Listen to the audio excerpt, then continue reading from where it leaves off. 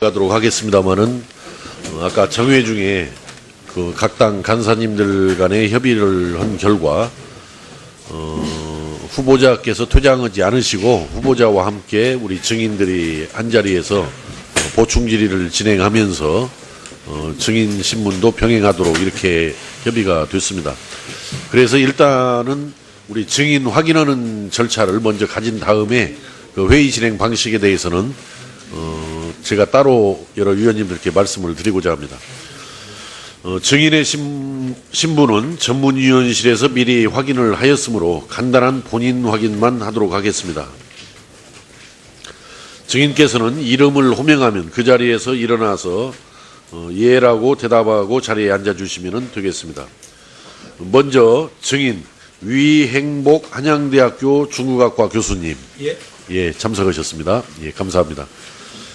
두 번째로는 증인 한상희 건국대학교 법학전문대학원 교수님 참석해 주셔서 감사드립니다.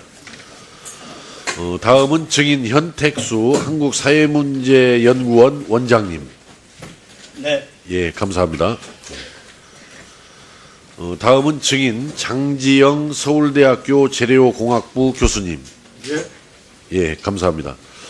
이렇게 하시죠. 증인분들은 이렇게 뒤로 가게 하지 마시고 그 후보자분하고 옆으로 이렇게들 앉게 조정이 안 됩니까? 네 분밖에 안 되는데 그렇게 앞으로 좀 조정을 하시죠. 그 자리를. 자, 행정실에서 가서 그 앞으로 이렇게 조정을 하세요. 그 증인분들을.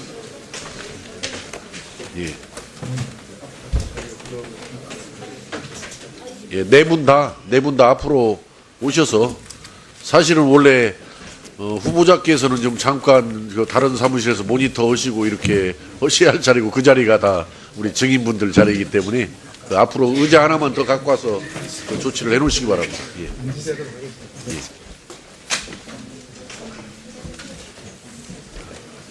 의자를 하나 더 마련했어요. 바로.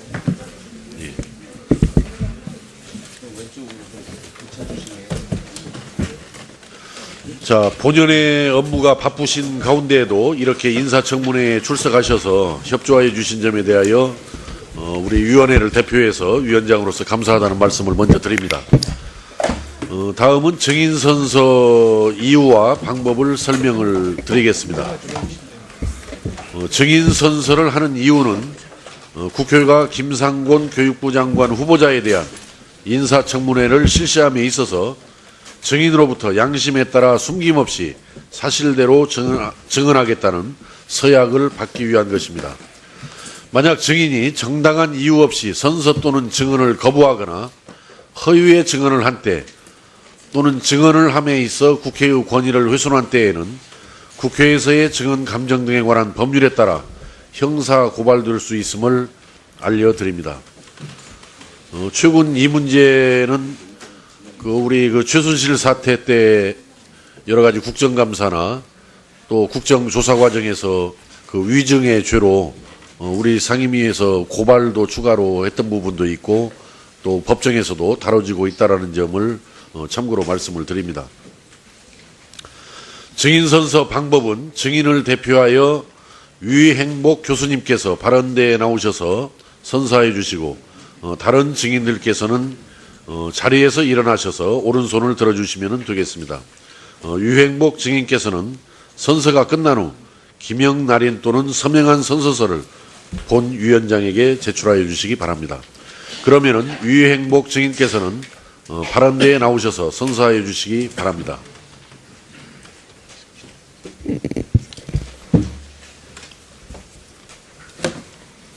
증인선서. 본인은 국회가 실시하는 김상곤 부총리 겸 교육부 장관 후보자의 인사청문회에서 증언을 함에 있어서 국회에서의 증언 감정 등에 관한 법률 제7조 규정에 의하여 양심에 따라 숨김과 보탬이 없이 사실 그대로 말하고 만일 진술이나 서면 답변에 거짓이 있으면 위증의발을 받기로 맹세합니다. 2017년 6월 29일 한양대학교 위행복.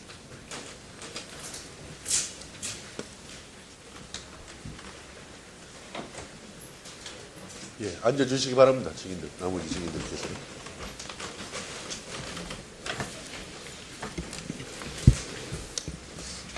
오래 기다리셨고. 예.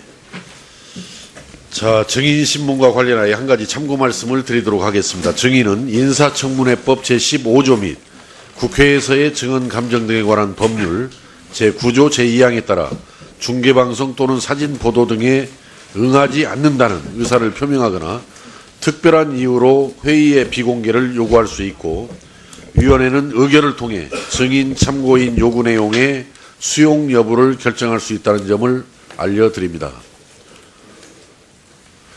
뭐 특별하게 중계방송이나 사진 보도에 뭐 응하지 않겠다라는 혹시 의사를 가지고 계시면 지금 말씀해 주시기 바랍니다. 그럼 위원회에서 논의해서 결정토록 그렇게 하겠습니다. 뭐 그러지 않고 특별한 의견이 없으시면은 그냥 통상적인 회의로 뭐 TV나 사진 촬영 보도를 갖는 것으로 동의하신 것으로 그렇게 간주하겠습니다. 그러면은 지금 현재 증인신문과 보충질의를 함께 묶어서 진행하도록 하겠습니다만은 이제 이것은 여야 사당 간사님들 간의 협의회에서 결정된 것인데, 문제는 지금 우리가 보충질의를 한 5분씩 진행을 해도 거의 2시간 한 30분 정도가 소요되는 과정인데, 아마 네 분 증인들께서는 지금 오셔가지고도 상당히 제가 짐작컨대 확인은 안 했습니다만은 오랫동안 기다리셨고, 또 앞으로 2시간 30분 보충질의가 끝날 때까지 이 자리에 계시다 보면은 이게 너무 무리한 아마 부담을 드리게 되는 것 같아서, 또 문제는 지금 우리들 또 1시간 정도 진행한 다음에는 또 저녁 회의를 위해서 아마 저녁 식사도 하고 좀 정회를 좀 해야 되는 상황인 것 같습니다. 그래서 지금 현재 우리 교문위에서 원래 의결해서 요청했던 증인들 중에서는 연락이 두절돼 가지고 연락이 연결될 수 없어 가지고 안 나오신 분들 또한 2분 계시고, 또 불출석 사유서를 내신 분들도 계시고, 오늘 나오신 분들은 아까 감사하게도 4분이 나오셨는데, 한상희 교수님은 조승래 의원님이 신청을 하신 것으로 이렇게 되어 있습니다. 제가 파악을 해보니까. 그 다음에 유행보 교수님은 유은혜 의원님께서, 간사님께서 신청하신 것으로 이렇게 파악이 되어 있고, 또 장지영 서울대 교수님은 송기석 국민의당 간사께서 신청하신 걸로 되어 있고, 한택수 한국사회문제연구원 원장님은 바른정당의 김세연 간사님께서 신청하신 것으로 이렇게 죄송합니다. 현택수 원장님은 이렇게 되어 있습니다. 그래서 물론 보충질의 순서는 앞에서 주질의와 같이 진행을 하겠습니다만은 여기에 예외를 두어서 그 4분 증인을 신청하신 의원님들께 먼저 5분씩, 근데 이제 5분씩은 지금 너무 짧죠. 그래서 증인 신청을 하신 분들께는 7분, 증인 신청을 하지 않으신 분들은 일단 4분의 질의 답변이 끝나고 난 다음에 이제 5분씩 드리겠습니다만은, 제가 이렇게 다시 교통정리를 했는데 제 정리에 동의하시죠? 의원님들, 간사님들? 예, 자, 그러시면은 첫 질의로 조승래 위원님 7분을 드리겠습니다. 자, 하여튼 증인신문 포함해서 보충 질의해 주시기 바랍니다. 예, 대전 유성갑 출신 조승래입니다.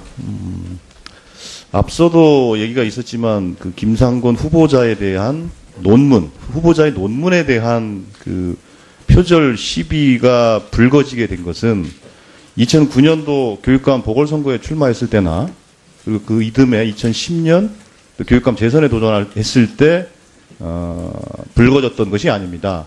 2010년도는 그 상대 후보자에 대한 표절 시비가 정말 엄청나게 그 논란이 있었음에도 불구하고 그 김상곤 당시 그 교육감에게는 그런 의혹조차도 제기된 바가 없었습니다. 근데 이게 그 의혹이 제기된 것은 2014년 경기도지사 선거에 후보의 뜻을 두고 이제 경선에 참여하는 과정에서 제기가 됐고, 이 문제 제기는 미디어워치라는 곳에서 진실성 연구센터인가요? 예. 진실성 센터, 연구 진실성 검증센터라는 기관에서 2014년도에 표절이다 이렇게 얘기하면서 이제 불거진 것이고요.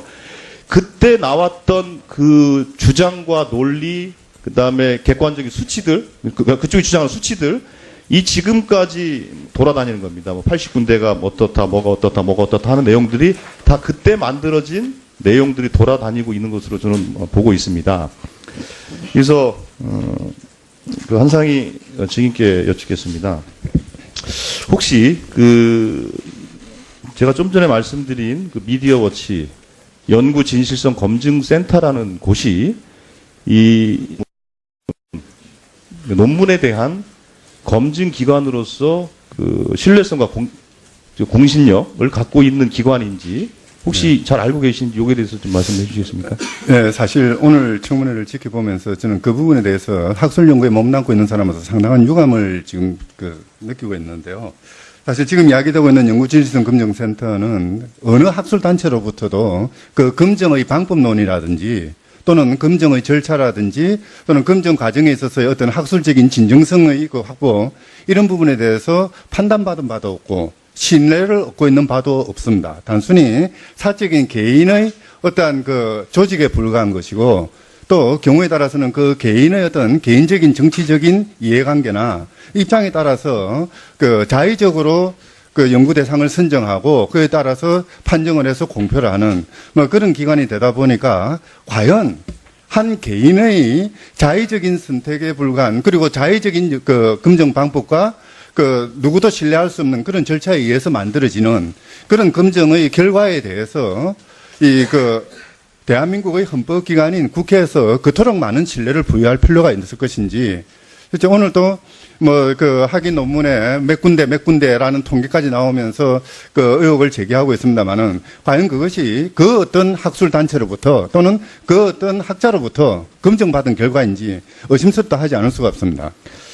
예, 그 연구 진실성 검증센터라는 곳은 그 논문에 대해서 그 표절 여부에 대해서 논문의 그 적절성에 대해서 판단할 만한 공신력이나 신뢰를 갖고 있지 못한 기관이다라는 말씀이고, 네.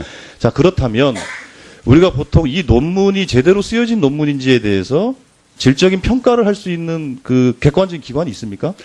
사실 그 표절에 관해서 세계적으로 많은 논의들을 하고 있는데요. 거의 대부분의 표절에 관한 판정의 절차들은 그러니까 당의 대학이라든지 또는 학술단체라든지 적어도 학술의 영역에 몸담고 있는 사람들이 학술에 관한 사회적인 신뢰를 얻는 제도적인 틀 속에서 그 표절 여부에 대한 검증을 하고 그 결과를 발표를 합니다. 그리고 그렇게 발표된 결과는 사회적인 논란이 대상이 되는 것이 아니라 학술 영역 속에서 일종의 하나의 그 직업윤리와 비슷한 학술 윤리의 측면에서 판단되고 평가되는 것입니다. 그런데 이번 그 검증센터 같은 경우에는 그것을 그러니까 학술의 영역에 머물러 있어야 되는 그런 부분을 사회적인 어떤 그 정치적인 이슈화하고 그걸 바탕으로 해서 정쟁의 도구로 삼는 것이 참 아쉬운 점입니다.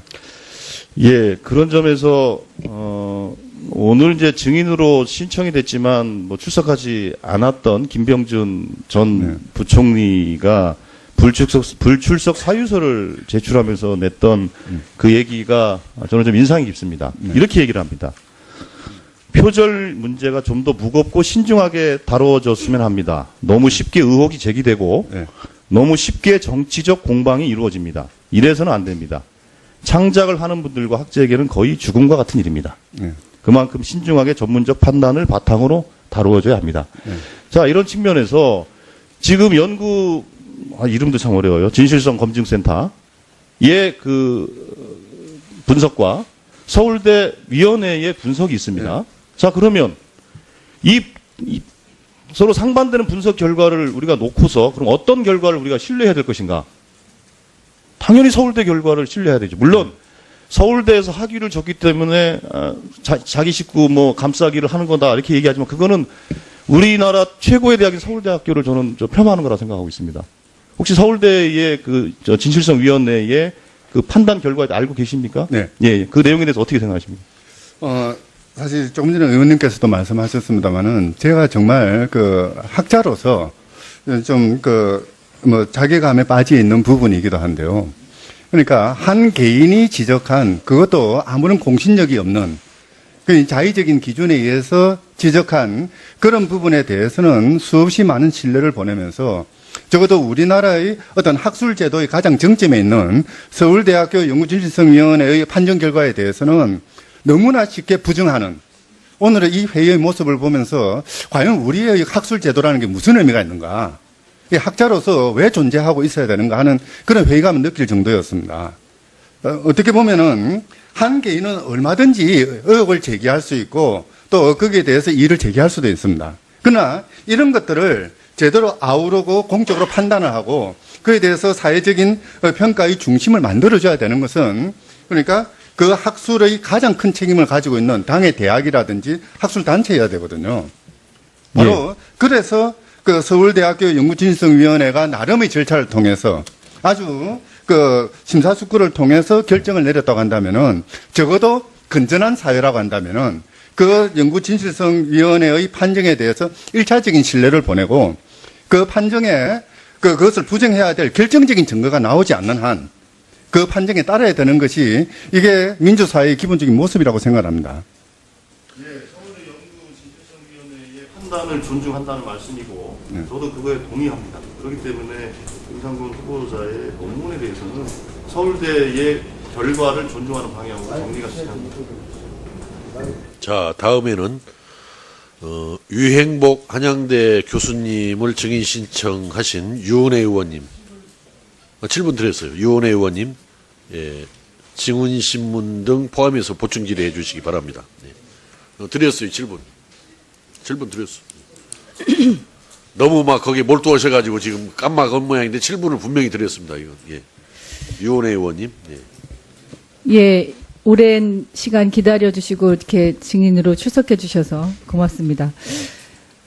연구 진실성 검증센터 이야기가 기왕에 나와서 장지영 교수님께 좀 여쭤보겠습니다.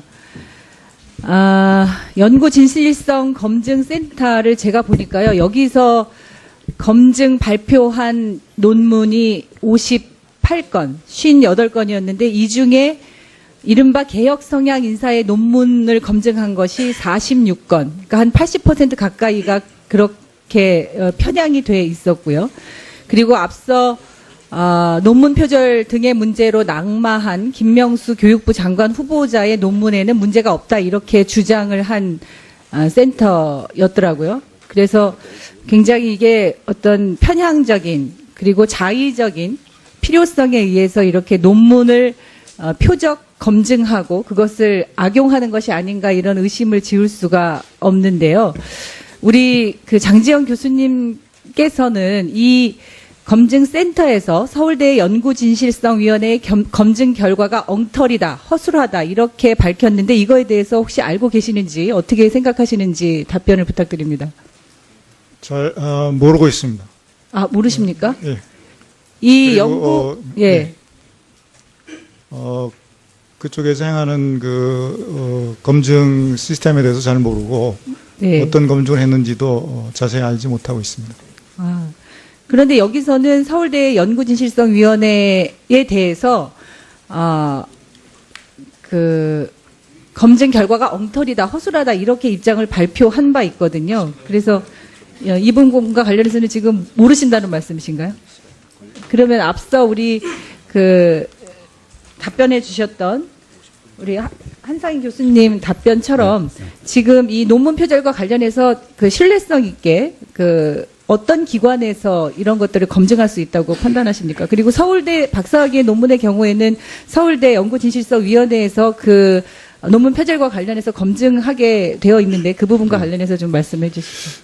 사실 학술적 연구 결과에 대한 진실성 여부의 판정은 아주 고도의 학술적인 판단이 필요한 부분입니다.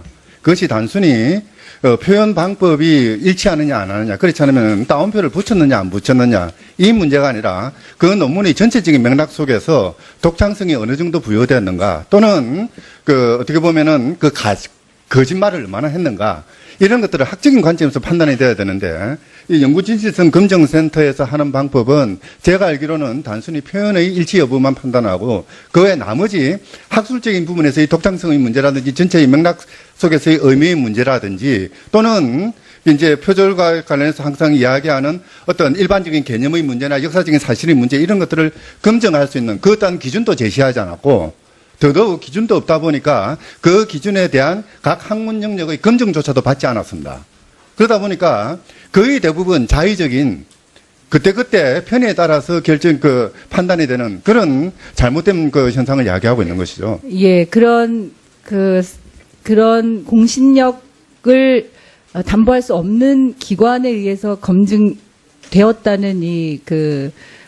내용을 지금 이렇게 여러 의원님들이 거기에 의견을 근거로 해서 문제를 지적하시는 것이 타당성이 없어 보인다는 이제 그런 말씀이신데 네. 위행복 교수님께 그러면 이어서 이 논문의 중복 게재나 자기 표절과 관련해서는 학계에서는 어떤 입장이신가요? 중복 게재, 네. 네, 중복 게재 문제는 역사적으로 상당히 분명한 일입니다.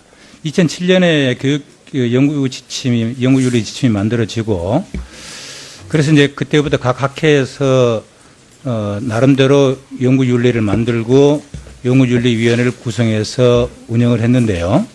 그때부터 그 중복게재에 관한 그 문제들이 각 학회의 연구윤리에 들어가기 시작했습니다. 내용으로요. 그리고 2008년에 발표된 서울대학교 연구윤리 지침에도 그 내용은 들어가 있습니다. 근데 왜 그랬는가 하면 대학 교수들이 발표한 논문은 그 유통 구조가 굉장히 폐쇄적입니다. 그래서 요거를 이제 교수들은 상당히 그 문제로 삼고 있는데요. 학술지에 논문을 실으면 이게 많은 사람들한테 그것이 소개되거나 읽혀질 기회가 없다. 이제 이런 생각을 한 것이죠. 그리고 더구나 이제 학위 논문 같은 경우에는 본인이 그것을 학회에서 발표한다든가 하는 기회를 갖지 않으면 알려줄 기회가 없습니다. 근데 저희들은 보다 더 공평한 경쟁을 할 수 있는 학문 시장을 만들기 위해서 그 박사학위를 받고 이런 분들은 저희들이 지금도 가장 정체 있는 부분들을 한번 발표해봐라 해가지고 제가 소속되어 있는 학회 같은 경우는 매년 봄에 신진 박사들을 모신 학회를 합니다. 근데 2007년 이전에는 무슨 일이 있었냐면 이게 심지어는 이제 그러면 너가 쓴 논문 중에서 가장 그 세상에 내놓을 만한 것들을 하나 해서 한번 학술지에 발표를 해봐라. 이런 현상이 있었고 그런 일들이 굉장히 많았습니다. 많았었는데. 예. 교수님, 제가 시간이 그걸, 제한돼 있기 때문에요. 시간이 지금 거의 다 그러면 가고 있어서 그때는 중복계절을 생각을 안 하고, 예. 중복계절을 생각을 안 하고, 그런 일들이 많이 벌어졌죠. 그래서 이제 정종섭 의원님 같은 경우는 2009년에 많이 중복돼서 발표할수록 좋다는 그 글을 발표하셨는데요. 저희들이 이제 대학 교수 채용을 할 때 이렇게 논문이 들어오면 그 사람의 박사 논문과 박사를 딴 이후에 학술지에 발표된 논문들을 비교를 해가지고 제목이 비슷하나 이런 대조를 했습니다. 그래서 제목이 같거나 내용이 같으면 이것들은 빼고 그러고서 나머지만을 연구업적으로 산정을 했지 이게 부도덕하다든가 문제가 있다든가 하는 게 그 이전에는 사실 그런 인식이 없었습니다. 예. 네. 길게 답변을 해주셔서 제가 질의 시간이 그 후보자께 앞서 제가 안보관 관련해서 본질의에 질의를 못했기 때문에 후보자께 질의를 드리겠습니다. 여러 우려 중에 하나가 이제 이념 편향적인 거 아니냐, 안보관에 문제가 있는 게 아니냐 이런 우려들을 제기를 해주셨는데 후보자께서는 자본주의 시장경제 체제를 부정하십니까? 그렇지 않습니다. 예. 우리 헌법에 명시되어 있는 그리고 헌법 정신이나 각 헌법 조문을 준수하실 거죠? 예, 당연히 그렇습니다. 네. 예. 무력이나 학리 동료이나 이런 거에 관련해서는 부정하십니까? 지금도? 아까도 말씀드렸듯이 장기적인 지향이 이제 자주국방이라는 것은 정부도 그동안에 엄명을 해왔고 그리고 이 한미동맹은 기본적인 우리의 동맹이기 때문에 이제 존중되어야 한다고 봅니다. 이한 것은 교육의 정치적 중립성을 지키실 겁니까? 예, 교육감 할 때 여러분들도 이제 다 보셨겠습니다만 이제 저로서는 정치적인 중립성, 교육의 자주성, 전문성을 예. 지키고자 최선을 다했습니다. 윤 의원님 이따 이것을 지켜보시는 국민들께서 판단해 주실 것이라고 믿습니다. 이따 제가 뭐 추가 질의 또 몇 차례 더 드릴 테니까 이따가 충분히 하시기 바랍니다. 자, 다음에는 서울대 장지영 교수님을 그 증인 신청하신 송기석 간사님 증인 신문 겸 보충 질의해 주시기 바랍니다. 장 교수님 오늘 출석해 주셔서 감사합니다. 우리 교육부총리 후보자 김상곤 후보자의 그 박사학위 논문 사회적 기업의 자주관리적 노사관계 모형에 관한 연구 서울대 진실성위원회에서 예비조사할 때 그때 참여하셨습니까? 예비조사는 제가 그 전문가가 아니기 때문에 예비조사에는 참여 안 했습니다. 참여하지 않았고 다만 이제 결과 알려줄 때 거기 들어있던데요. 그러니까 진실성위원장으로서 결과를 알릴 때 서명을 하게 되는 것이고 예. 예비조사는 전문가들을 중심으로 위원회를 꾸려서 네. 이제 하게 됩니다. 예. 그러니까 위원장 지휘에서 이제 결과만 보내줬다는 뜻이죠. 자, PPT 화면 좀 잠깐 봐주시죠. 2015년 11월 3일 교육부에서 발표한 연구윤리 확보를 위한 지침에 보면 이렇게 되어 있습니다. 이것은 교육부 훈령입니다. 그 다음 면 봐보시죠. 여기 보면 표절에 대해서 정의를 해놨습니다. 개정을 했는데요. 보입니까? 네. 교수님 보입니까? 예, 보입니다. 예. 다음 과목과 같이 일반적 지식이 아닌 쭉 이렇게 하고 A시로 갑은 타인의 연구 내용 전부 또는 일부를 출처를 표시하지 않고 그대로 활용하는 경우 이게 연구윤리 지침상 표절이다. 이렇게 정의를 해놓은 겁니다. 자, 다음 화면 봐보시죠. 서울대학교 연구윤리 지침에 보면 이렇게 11조에는 연구 부정행위가 있습니다. 그리고 12조에 다음은 연구 부적절 행위가 있습니다. 그 서울대 이 연구윤리 지침에는 표절에 대해서 따로 정의하거나 규정하고 있지 않습니다. 다시 말씀드리면 연구 부정행위나 연구 부적절 행위 저렇게 나눠놨고 따로 표절을 안 했다 이 말은 결국 연구 부정행위나 연구 부적절 행위 둘 다 교육부 여기 연구윤리 지침에 따른 표절에 포함된다는 의미 아닙니까? 어떻게 보십니까?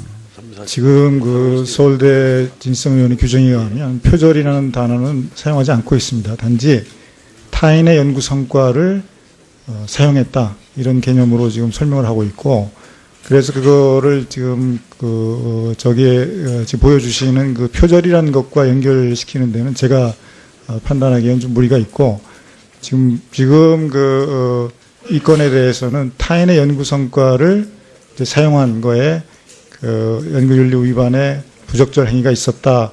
그러나 정도는 경미하다. 이게 이제 진실성위원회의 판단입니다. 그러면 그 교육부 훈령에 따른 표절에는 거기에 해당되지 않는다는 뜻인가요? 거기까지 포함될 수도 있다는 뜻인가요? 부적절 행위가. 근데 이 표절이라는 단어의 정의가 상당히 광범위하기 때문에 좀 전에 교육부 훈령의 표절 의미 보셨지 않습니까? 그걸 기준으로 말씀해 보십시오. 아니 지금 제가 지금 예. 서울대 진실성위원회 위원장 입장으로 나와 있기 때문에 예. 지금 결정문에 있는 그 결정문이라는 게 지금 마지막 그 통지문 아니겠습니까? 그러니까 그거 이외에 다른 얘기를 드리기는 상당히 어렵습니다. 그러나 타인의 연구 성과를 그 연구윤리 지침에 보면은 타인의 연구 성과를 어떻게 사용했느냐 그런 거에 자세한 그런 그 구분이 되어 있습니다. 서울대 진실성위원회에서 석사 논문에 대해서 이렇게 연구 부정행위인지 부적절 행위인지 이렇게 심사한 적이 있습니까? 없습니다. 없습니까?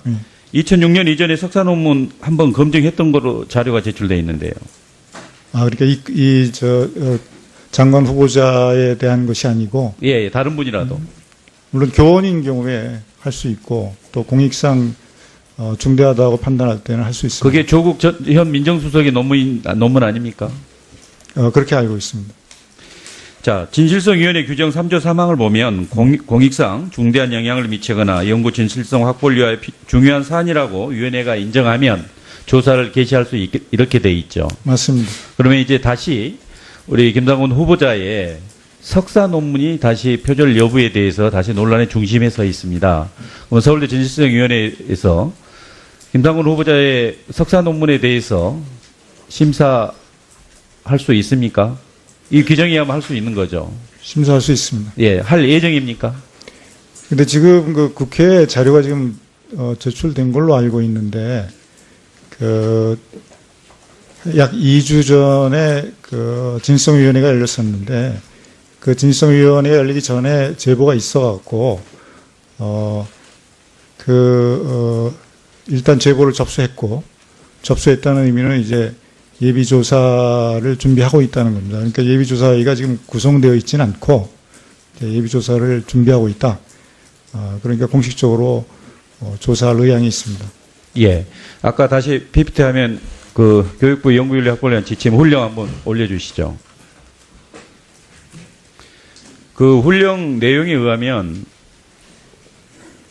이건 교육부 훈령이기 때문에 일정 부분 물론 교육 학술에 관한 자치권이 인정되긴 하지만 자율성도 보장되지만 사실 교육부 산하에 대학 포함해서 기관들이 다 일종의 준수해야 되는 그런 규정입니다.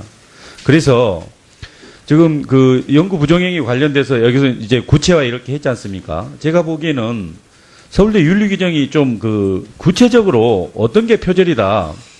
그러면 연구 부정행위만 표절이냐? 그건 아니지 않습니까? 우리가 일반적으로 표절을 의미할 때. 근데 저희는 표절이라는 용어를 안 쓰기 그러니까 때문에 용어 자체를 안 쓰고 계시잖아요. 안 쓰고 있기 때문에 그거에 대해서 제가 이 결정문 위에 다른 의미로 해석을 드리는 것은 이게 적당하지 않다고 생각합니다. 그래서 제가 이제 교수님께 여쭤보는 겁니다. 비록 서울대 그 연구진실성위원회에서는 또 윤리 규정에서는 표절이라는 용어를 사용하지 않지만 우리 사회 일반적으로 표절이냐 중복개념이냐 이렇게 계속 물론 중복개념이 있지만 논란이 되고 있지 않습니까? 그리고 교육부 훈령으로도 나와 있으니까 서울대 그 연구윤리 규정에도 그 전까지 포함을 해서 연구 부정행위와 연구 부적절 행위가 다 합쳐서 표절로 이렇게 포괄할 수 있는 것인지, 그러니까 그런 규정들을 좀 더 보완했으면 하는 그런 아쉬움이 있는데요. 어떻게 생각하십니까?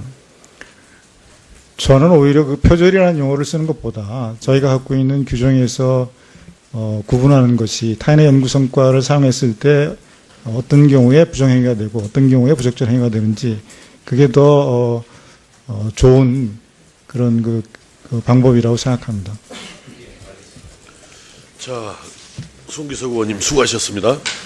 다음은 우리 현택수 원장님을 증인 신청한 우리 김세연 의원님 질의 차례입니다만은 지금 김세연 의원님이 외부 방송과의 인터뷰 때문에 40분 이후에 입실을 예정으로 되어 있습니다. 그래서 잠시 김세연 의원님은 들어오시는 대로 발언 기회를 드리기로 하고 아까 그 주질의 순서에 의해서 진행을 하겠습니다.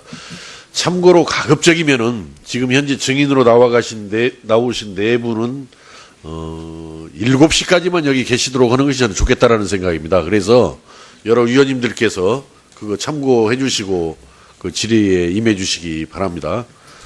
자, 그러면은 순서에 의해서 이현재 위원님, 보충 질의해 주시기 바랍니다. 5분입니다.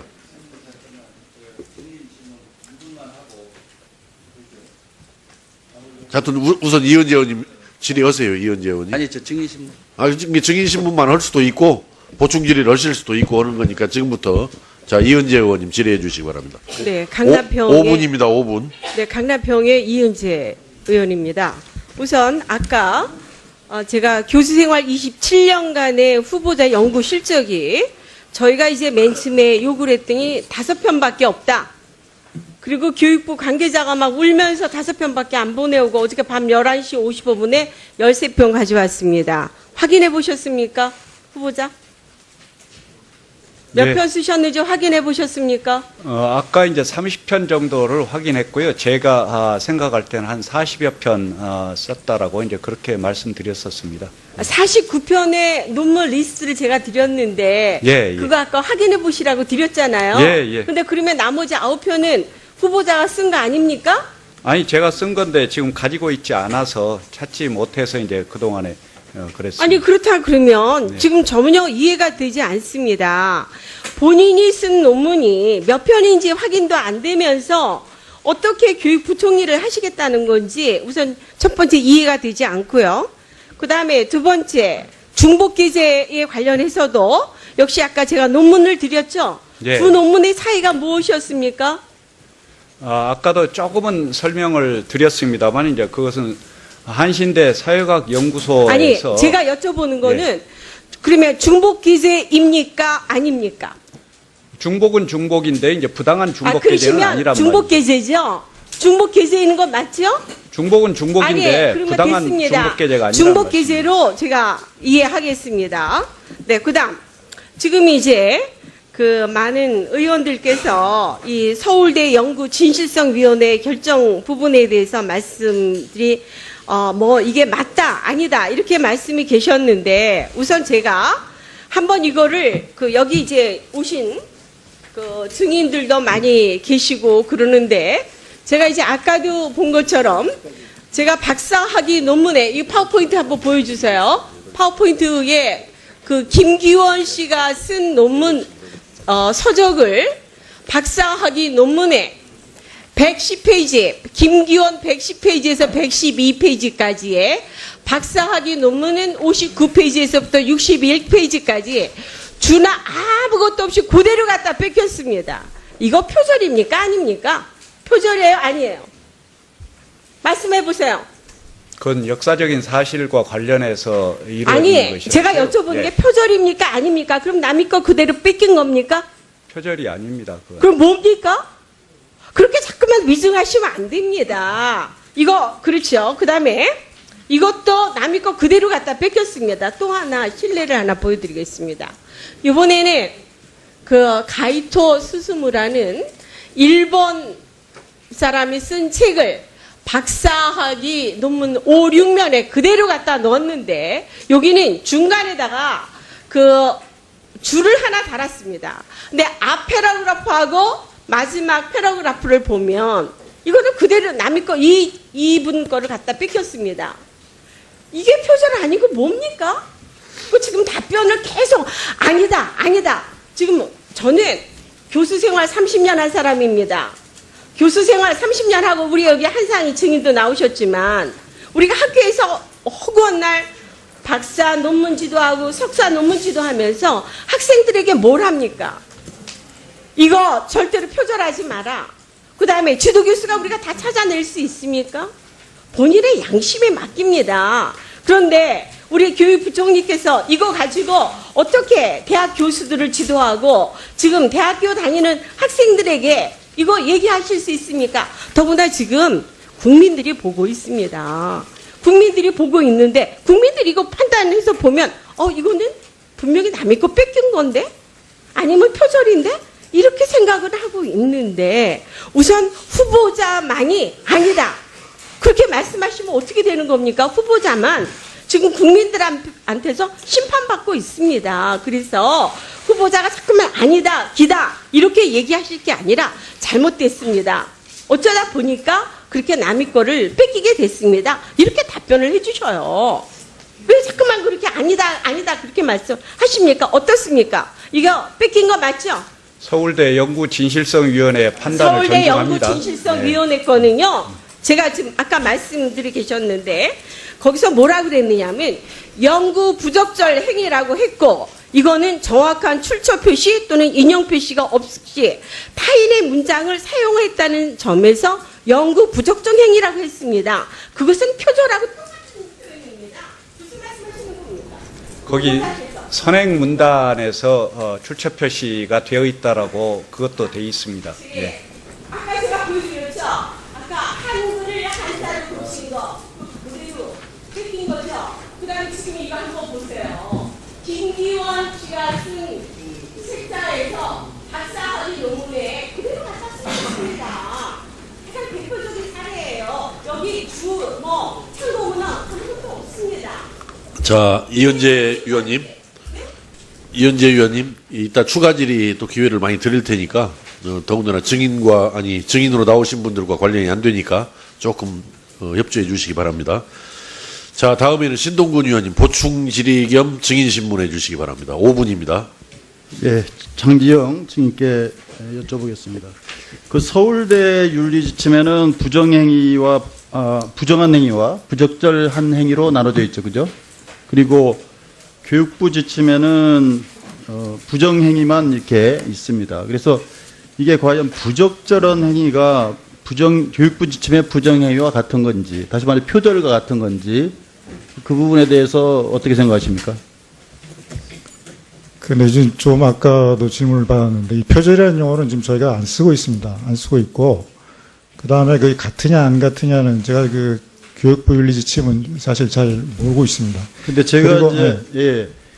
제가 확인한 여러분들이 계속 이걸 헷갈리는 것 같아요. 근데 지금 있는 자료만 놓고 보더라도 이건 다르다는 것입니다. 뭐냐면 그 교육부 지침의 제3장 연구 부정 행위를 보면 12조의 3을 보면 어떻게 표현이 됐냐면요. 표절은 타인의 독창적 아이디어 또는 창작물을 적절한 출처 표시 없이 활용함으로써 이것뿐만이 아니고 뒤에 어떻게 표시가 됐냐면 제3자에게 자신의 창작물인 것처럼 인식하게 하는 이 표현이 있습니다. 그러니까 무조건 인용만 한다고 되는 게 아니고 자기 걸로 만들려는 그런 의도성이 있는 겁니다. 근데 거기에 비해서 어떻게 표현이 되어 있냐면 서울대 윤리지침을 보면 부적절한 행위 제12조 2를 보면 그 인용 표시 없이 사용하는 행위로서 제11조 3호에 해당하지 않는 행위. 그러니까 11조 3호가 뭐냐면 고의성이 있어서 자기 것으로 도용하는 행위에 대한 것을 표시하고 있거든요. 그러니까 이 부적절한 행위에서 고의성이 없는 그런 인용 출처가 없는 부분은 교육부 윤리지침에 의해서 표절이 아니라는 것이죠. 그건 뭐 명확하게 이게 두 개로 돼 있습니다. 그래서 이걸 자꾸 이은재 의원님도 그렇고 아까 송기석 의원님도 자꾸 이 혼돈해서 사용하는 그런 경향이 있지 않나 그렇게 보고요. 한상희 증인 어떻게 생각하십니까? 네, 사실 교육부 지침에 의하면 표절이 되려면은 적어도 6개 내지 7개의 요건을 충족해야 됩니다. 보시면은요, 이제 3호인데요. 우선 일반적인 지식이 아니어야 됩니다. 그 다음에 타인의 독창적인 아이디어나 표현이어야 됩니다. 그것을 출처 없이 표현을 해야 되고요. 타인에게 자신의 참작물인 것처럼 보여야 됩니다. 그리고 그 이제 부칙조항에 의해서 이전에 그 지침 이전에 있었던 것은 그 당시 관행에 위반되어야 됩니다. 더 나아가서 이런 모든 행위들이 고의나 과실에 의해서 이루어져야 됩니다. 이런 요건들이 다 충족될 때 그때서야 비로소 표절이라는 이름을 붙일 수 있습니다. 근데 지금 현재 그 이야기되고 있는 그 위원회에서 논의되고 있는 그 부분은 이 6개 내지 7개의 요건에 대한 판단이 전혀 지금 제대로 이루어져 있지 않습니다. 유일하게 판단한 것은 서울대 연구진실위원회 결정문입니다. 질의할 게 또 있어서요. 그리고 그 중복계제 문제에 대해서 아까 이은재 의원님이 말씀하셨는데 이게 지금 저희가 학술단체 총연합회 지침 해설서에 보면 이 중복계제가 두 저작물이 학술지에 한해서만 이렇게 하게 돼 있거든요. 그러니까 하나를 학술지하고 하나를 기관지하는 경우에는 중복계제로 하지 않는다 이렇게 보고 있어요. 근데 김상곤 교수님은 하나는 기관지에다가 발표를 했고 하나는 학술지에 발표를 했는데 이런 경우에 중복계제입니까? 중복계제가 되려면 부당한 중복계제가 되려면 그리고 또 하나는 뭐냐면 부당한 중복계제와 부당한 중복계제를 윤리지침에서는 구분하고 있어요. 예. 근데 무분별하게 그냥 중복계제 했다는 것만으로 윤리지침을 어긴 부당한 중복계제로 파악하고 있거든요. 거기에 대해서 한상희 교수님 증인. 네, 사실 중복계제 자체를 지침이 금지하고 있는 건 아닙니다. 그 중복계제를 그 계제를 이용해서 연구비를 그 이중으로 받았거나 그렇지 않으면은 연구 실적을 그 과잉하게 받았던 그런 식으로 잘못된 결과가 야기됐을 때 그때서 비로소 이 중복계제라고 그럽니다. 그래서 교육부 지침에도 단순히 중복계제라고 하지 않고 부당한이라는 형용사를 붙여서 설명하고 있습니다. 그러니까 그 부당함이라 하면 그것으로 그렇죠. 인해서 예를 들어서 학술 지원비를 비용을 받았거나 그렇죠. 또는 연구 업적을 이용해서 승진을 했거나 그렇죠. 이런 경우에 하나는 거죠, 이게. 네, 맞습니다. 맞죠? 네. 예.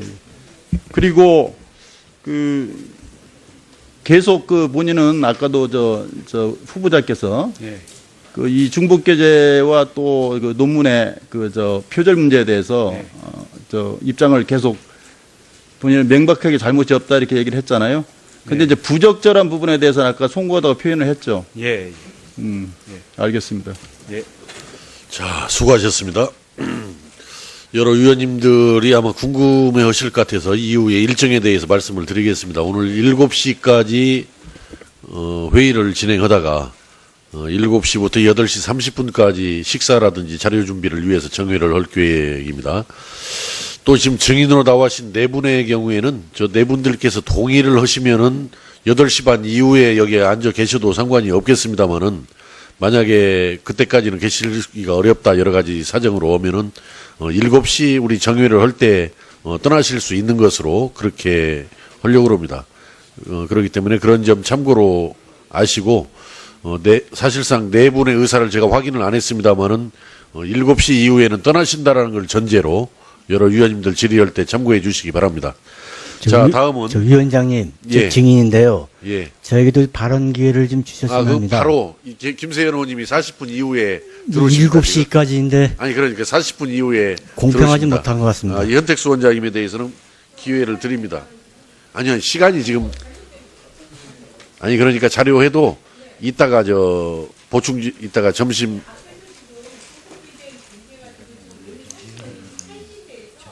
아닌데 그래도 다른 사람이 좀 기회를 주셔야 됩니다.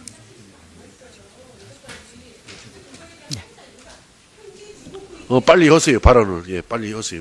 계속 설명하느라고 시간이 나가니까 네. 짧게 한 30초 내에 하십시오, 네, 빨리. 금방 예, 30초 내에. 끝내겠습니다. 예. 네, 지금 이제 중복 게재를 한 것은 사실인데 이것이 연구비를 하나는 학진에서 받은 게 확실합니다. 그다음에 또 하나는 저희가 한신대에서 연구비를 받은 것 같아서 이 자료를 요구를 했는데 계속 저희한테 주지 않고 있습니다. 그래서 한신대에서 이 자료를 교육부가 빨리 받아가지고 여기 실장님 누가 지금 단장이십니까? 아까도 말씀드린 것처럼 한신대가 교육부 위에 있습니까? 자료 지금 빨리 한신대에서 받아주시기 바랍니다. 아까 한신대학교 지금 자료가 안 오고 있어요, 아직까지. 이거 자료 계속 이렇게 안 오면 우리 계속 청문회 할 수 없습니다. 부실장, 이거 언제까지 볼 거예요, 한신대 거? 왜 답변을 못해요? 여당 의원님들한테 다 드린 거 아닙니까? 자, 빨리 그 정도 의사진행 발언 하시고요. 빨리 그 관계, 저와 우리 이은재 의원님한테 빨리 답변해 주시기 바라고 자료 챙겨보시고요. 자, 다음에는 이종배 위원님 질의해 주시기 바랍니다. 5분입니다. 네. 장지영 증인 신문도 뭐 증인께, 겸허시 또 듭니다. 예. 여쭙겠습니다. 네. 네. 한번 저걸 보시죠. 먼저 다른 분들도 같이 한번 보세요. 석사학위 논문입니다. 우리 후보자의 석사학위 논문. 네. 띄워주시죠. 네. 여기 이제 이시다하고, 오아시 두 분이 같이 이렇게 공저로 쓰신 거죠. 그 전체 이 목차하고 이 요약본 이런 거 빼놓고선 전부 다 119페이지인데 그 중에서 29페이지가 이분 거, 이 책을 그대로 인용을 했습니다. 한 부분이 모두 다 그대로 번역한 겁니다. 번역해서 한자도 뭐 그러나면 그러나도 들어가 있고 다 그렇습니다. 한번 쭉 넘겨보시죠. 요게 이제 앞에 거 키워보시죠. 앞에 거 키워보세요. 여기 이제 중간에 따라서 해가지고 여기 없다까지 요 두 줄 중간에 있는 거 거기가 각주가 있습니다. 각주. 그 앞에 거도 각주가 앞에 거도 없고 뒤에 거도 계속 없는 겁니다. 이걸 각주를 넣으셨다라는 거거든요. 그리고 그 밑에 보면요. 그 밑에 키워줘 보세요. 거기 마르크스주의부터 된다까지 이렇게 꺽쇠가 하나 있어요. 그래 인용은 다른 페이지에는 없습니다. 요거 딱 하나뿐이에요. 다른 거는 의미가 없는 겁니다. 다른 거는. 네. 쭉 남겨 보세요. 쭉 남겨 보시죠. 예. 이게 이분이 다 그렇게 하신 거거든요. 이렇게 조금 각주 한 두세 줄 해가지고 각주하면 그 앞에 거만 인정을 하는 거 아니겠어요? 뒤에 거는 다, 뒤에 것도 그대로 뺏겼으면 각주를 다 달아야죠. 그리고 뺏겼으면 다 인용표를 해야죠. 그렇죠? 시간이 없어가지고, 이건 다른 분 거고요. 또 넘겨보세요. 이건 다른 분 거. 그대로 하신 거죠. 중간에 보면, 예. 또 넘겨보세요. 계속. 이건 이제, 그 앞에. 여기 저 국내 논문 김강두 선생님 거 논문 좀 한번 올려보실래요? 예. 이거는 각주도 없어요. 위아래 각주도 아무것도 없는데 표도 그대로 넣고 이 내용도 그대로 넣었어요. 이 순서만 바꿨어요. 표를 밑에 있던 걸 위로 바꾼 것밖에 없어요. 다 똑같아요. 그다음 이 뒤에 페이지도 마찬가지고요. 자, 이 뒤에 쭉 보세요. 뒤에 이렇게 각주라고 한다면 쭉 이거 한번 보시면서 우리 장 후보님 서울대 진실성위원회 위원장이시죠? 네, 맞습니다. 네. 이게 문장을 계산해 보니까요. 전체 747개 문장, 패러그래프가 747개인데 그 중에 220개가 그대로 번역해서 갖다 끼운 거예요, 다. 어느 부분은 한 부분 통째로 장 밑에 이제 절이겠죠. 절 하나를 다 이거 갖다 뺏겨 놓은 거 있고 또 앞부분은 이런 한 사람 거 뺏겼으면 다음 또 중간쯤에서는 또 다른 사람 거 한 10페이지 뭐 이렇게 뺏긴다든지 이런 식으로 전체 한 30% 가까이 29.5%가 패러그래프 그대로 한 사람 거 했고요. 또 도표도 35%, 도표도 35%를 그대로 옮겨놨어요. 출처 표시도 아무것도 없고 인용 표시도 없고 이런 게 표절이고 이런 게 부적정 행위 아니겠어요? 어떻게 생각하세요?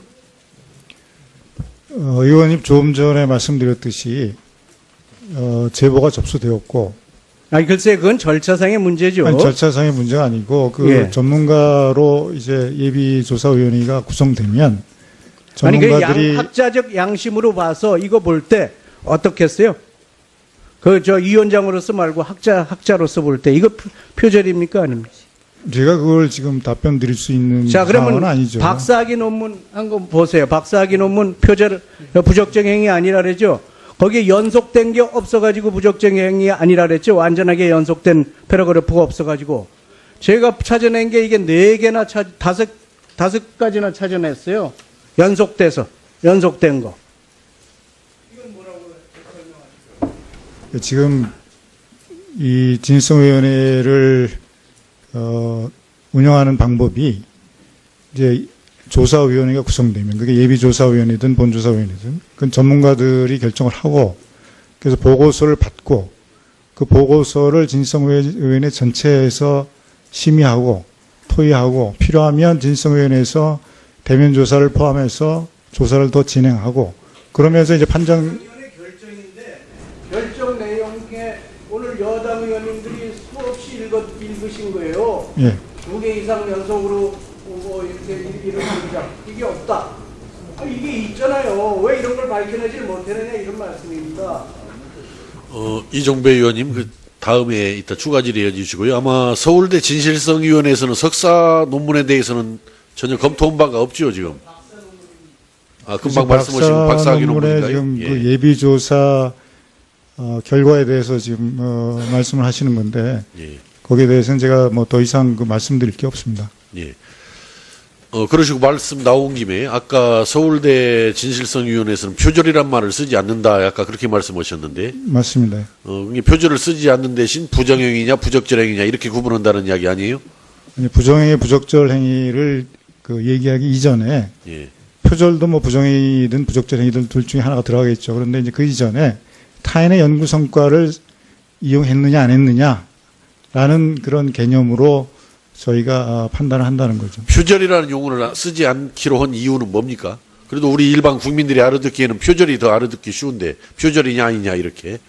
그거는 뭐 제가 정확하게 그렇게 한 이유에 대해서 말씀드릴 수는 없고 지금 저희 규정에 지금 그렇게 정해져 있기 때문에 저희가 판단할 때에는 그 표절이라는 용어를 안 쓴다는 겁니다. 예, 자 알겠습니다. 다른 또 위원님들께서 뭐 질의해 주시고요. 다음에는 이제 김세연 위원님으로 다시 돌아갑니다. 오늘 좀 회의가 복잡합니다. 이거 진행이 머리가 안 좋은 위원장 같으면 이거 아주 복잡하겠습니다. 한국사회문제연구원 현택수 원장님을 증인 신청하신 김세연 의원님은 7분을 드립니다. 7분. 예, 7분 질문해 주시기 바랍니다. 네. 네, 현택수 원장님은 학자로서 연구 활동을 몇 년이나 하셨죠? 대학 졸업하고 유학 가서 뭐 계속 예, 그러니까 한 뭐 답변을 좀 짧게 30년, 부탁드립니다. 예. 30년. 논문을 몇 편이나 쓰셨죠? 논문은 정확히 기억이 안 나지만 뭐 50편 이상 정도 되지 않을까. 예. 이번 인사청문회 준비 과정에서 네. 많은 학자들이 말씀하시기를 연구 실적 없이 교수직을 26년 가까이 유지한다는 게 문제가 있는 것 같다. 이렇게 말씀을 하셨고요. 또 대부분의 대학에서 매년 호봉 승급 시에 교수 연구 실적 평가 관련한 규정에 따라서 교수의 논문 실적을 반영하고 있다고 알고 있습니다. 그렇죠? 네. 예. 그런데 이 후보자의 논문 현황을 보니까 이 해당 대학 임용 전인 석사 학위 논문 등 학위 논문 2편 포함한 총 5편의 목록을 처음에 제출했습니다. 뒤에는 13편을 또 제출하고 했지만 뭐 학술 논문이라고 보기 어려운 논문들이 많이 포함이 되어 있었고, 이 5편 중에서 이 2편은 박사학위 논문에 있는 부분들을 많은 부분은 그대로 발췌해서 옮긴 발췌 형식의 발표 기고였고요.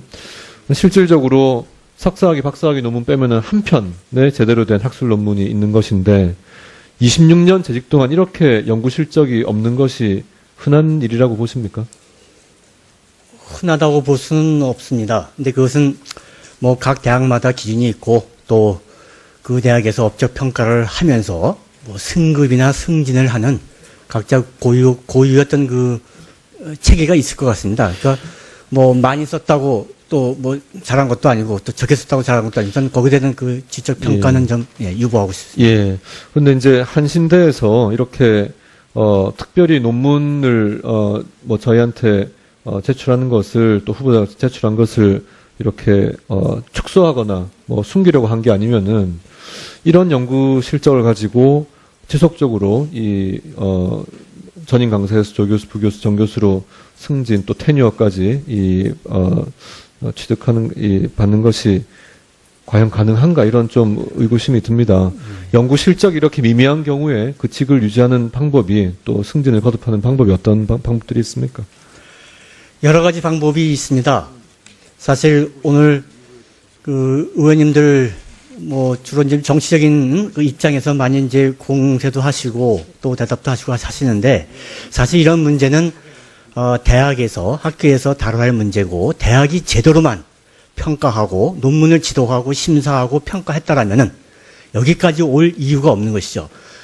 제가 말씀드리고자 하는 것은 바로 의원님 질문에 직접적인 대답이 될 것 같습니다.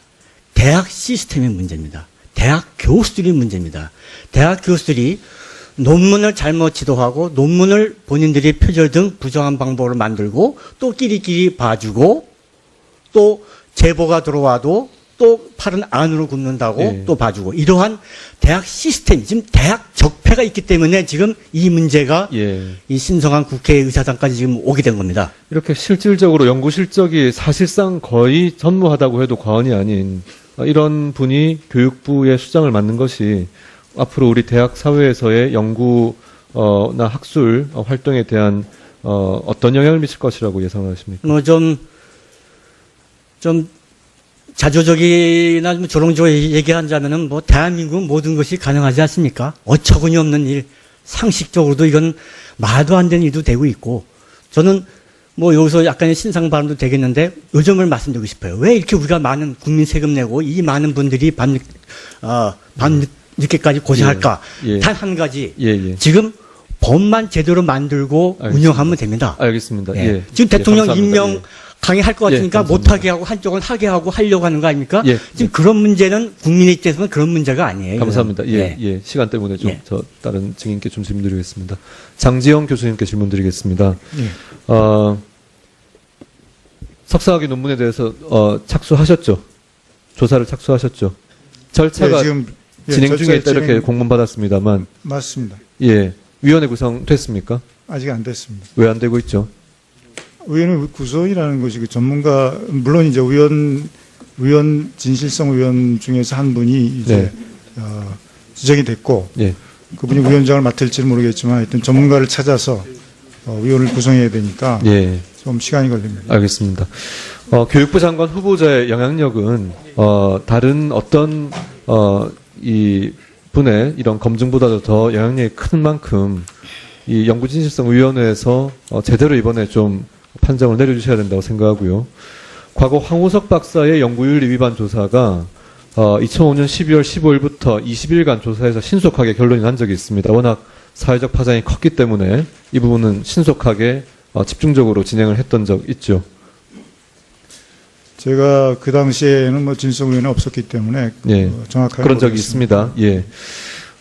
동시에 지금 교육부 장관이 이제 만약에 뭐 저희는 부적격이라고 봅니다만은 만에 하나 임명 강행이 되어서 임명이 된다면은 그렇다면은 모든 대한민국 정부 예산을 지원을 받는 이 연구 활동 결과로 나온 논문들에 대한 연구 진실성 문제를 안고 있는 이 건들에 대한 최종 처분권을 교육부 장관이 지게 됩니다.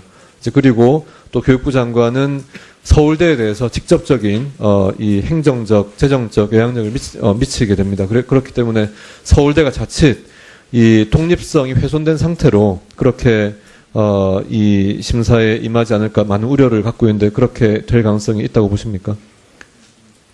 그런 우려는 안 하셔도 될 것 같습니다. 지금 진실성위원회 활동은 그 독립성이 충분히 보장되고 있기 때문에 조사하는 데는 전혀 문제가 없습니다. 예, 많은 국민들이 관심 가지고 보고 계시기 때문에 엄정하게 진행해 주시기를 바라고요. 또 한 가지 연구진실성위원회 박사학위 논문 이 결론 낸 것에 대해서 후보자가 주로 이 방어 논리로 펴셨는데 2017년 2월 2일에 서울대병원의 한 교수가 연구진실성위원회 논문 조작 판정으로 명예훼손 당했다고 학교를 상대로 낸 손해배상 청구 소송에서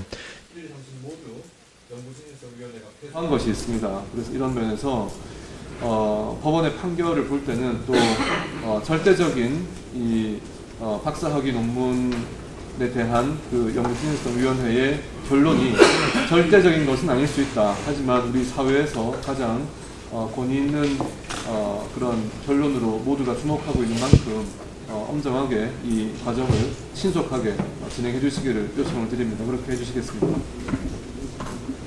글쎄, 그 지금 판결 말씀하신 거는 뭐 다른 의견이 있을 수 있는데 그거는 뭐 말씀드리지 않고 그렇게 하겠습니다. 예, 수고하셨습니다. 예, 오영훈 의원님까지 질의하고 정회했다가 네.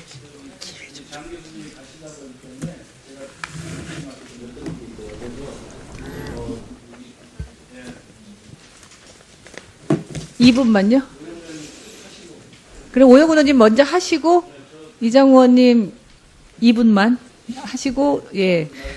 지금 네 분 증인 중에 장지영 교수님은 돌아가신다고 하시고 다른 분들은 계속 자리에 계신다고 하셨다는 것을 의원님들께 말씀드립니다.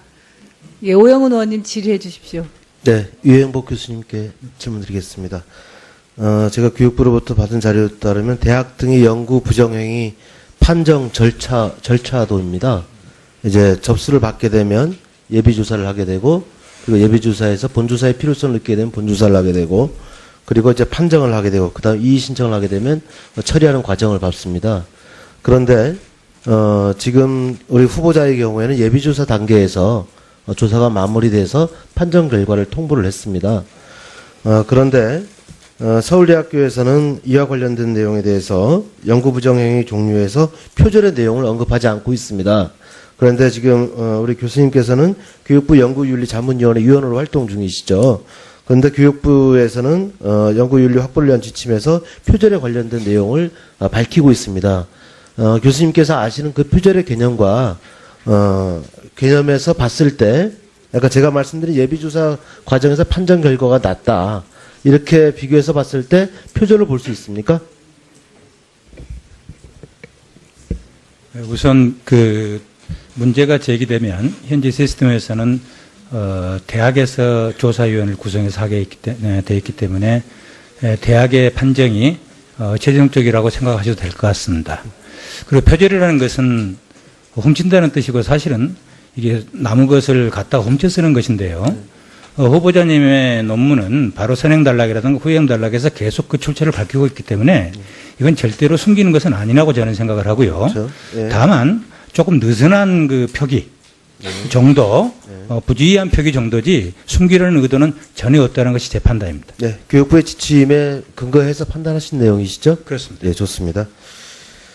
다음은 이제 후보자께 여쭤보겠습니다. 오늘 전국 학교 비정규직 노동조합이 파업에 돌입했습니다. 이틀 동안 파업을 한다고 하고 있고요. 전국의 학교 급식에 참여하는 조리사, 영양교사 등이 참여를 하고 있습니다.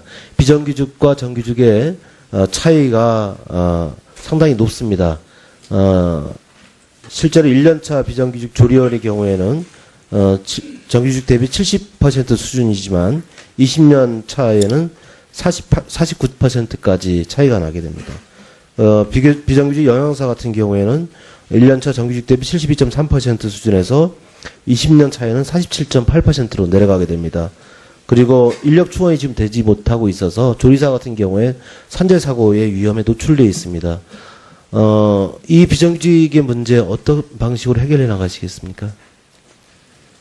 비정규직 문제를 풀겠다라고 하는 게 이제 현 정부의 입장인 것 같습니다. 그래서 국정기획자문위원회에서도 그걸 검토하고 있고 또 관련되는 이제 고용노동부에서도 이제 검토하고 있고 그래서 전반적인 비정규직을 어떻게 할 것인가 그것이 방향이 네, 좋습니다. 잡히고 교육부 하면 장관이 되시면 이 문제에 대해서 우선적으로 급하게 처리를 해주시기를 말씀드리고요. 다음에 지금 국립대 총장 미유 임용 사건이죠. 방통대, 공주교대, 전주교대, 공주대, 전주교대. 이 문제 지금 어떻게 처리하실 생각이십니까? 일단 이것도 아까도 말씀이 있었습니다만 이제 일종의 적폐 중에 하나라고 보고 있습니다. 그래서 국립대의 경우에는 학교 대학 구성원들의 판단에 따라서 직선제를 할 건지 간선제를 할 건지 그런 방향으로 이제 그거는 이제 향후에 발생되는 대학의 경우를 말씀하시는 거고요. 지금 현재 예를 들어서 방통대의 경우에 임용 제청을 이제 교육부 장관이 되시면 하시면 되지 않습니까? 그렇게 되면 문제가 되는 해결이 되는 거죠. 근데 지금 이제 재판에 회부되어 있는 상황이기 때문에 그 문제를 검토하고 판단을 해야 될 일이라고 봅니다. 지금 제가 알기로는 법원에서 이와 관련해서 소송을 진행하고 있지 않은 것으로 알고 있습니다. 그래서 만약에 교육부 장관이 되시면 임용제청을 절차를 추진하게 되면 문제가 해결될 것으로 보이고요. 다음 한 가지만 더 말씀드리겠습니다. 국정역사교과서 반대 서명 참여 교사를 징계하려는 교육부 지침을 이행하지 않은 것에 대해서 교육부가 교육감들을 직무유기로 고발한 사건이 진행 중에 있습니다. 알고 계시죠? 예. 어떻게 해결해 나가시겠습니까? 그 문제 원인 자체가 해소되었습니다. 그러나 이제 그동안의 법령에 따라서 이제 진행된 조치이기 때문에 그것을 원인이 해소된 상황에서 어떻게 하는 게 가장 합리적일까 하는 판단을 하겠습니다. 예, 수고하셨습니다. 그 장정숙 의원님께서 양해해 주시면 우리 이장우 의원님이 먼저 질의하시고 8시 반에 속개했을 때 장정숙 의원님부터 시작하시는 걸로 그렇게 양해해 주시겠습니까? 그러면 이장우 의원님 질의해 주십시오. 우리 장지영 교수님, 우선 후보자의 논문, 석사학위 논문은 제보가 돼서 조사하시겠다고 하니까 그 결과를 지켜보고요. 우리 교수님 지금 우리 대학교에 몇 년 근무하셨습니까, 지금 교수? 대략 한 25년 정도 됩니다. 논문 대략 학술지까지 게재한 거 한 몇 편 정도 쓰셨습니까? 이게 지금 제가 자연계 이공계이기 때문에 공대 교수입니다. 그러니까 그 논문 편수가 뭐 중요한지 모르겠습니다만은 지금 비교하시기에 한 140, 50편 될 것 같습니다. 그렇죠. 그 140, 50편 지금 파일에 다 저장하고 있죠? 갖고 계시죠? 뭐 개인적으로는 다 갖고 있습니다. 그렇죠. 근데 30편인지 40편인지 49편을 썼는지도 잘 모르는 학자가 어떻게 생각하세요? 있다는. 글쎄, 이게 지금 제가 진실성 의원의 위원장으로 나와갖고 답변할 것은 아닌 것 같습니다. 그래서요, 우리 진실성위원회에 후보자의 논문, 석박사 논문, 박사 논문 하셨으니까 학술지에 게재된 논문 한 40여 편 이상이 될 텐데 전체 다를 저희가 표절을 했는지, 표절을 안 해도 연구 부정행위니 연구 부적절 행위니를 조사한다고 하시니까, 그리고 중복 게재를 했는지, 또 자기 논문을 표절했는지, 이런 거에서 조사해 주실 의향이 있습니까? 없습니까? 저희가 조사를 하는 거는 제보가 있어야 되고. 제보를 하면 하실 수 있습니까? 아니, 그 당시에 그러니까 그 당시 말고요. 앞으로. 아니, 그러니까 지금 서울대에서 그것이 생산이 됐다면, 출판이 됐다면은 서울대에서 당연히 해야 되고, 그렇지 않다면 서울대에서 할 일이 아니죠.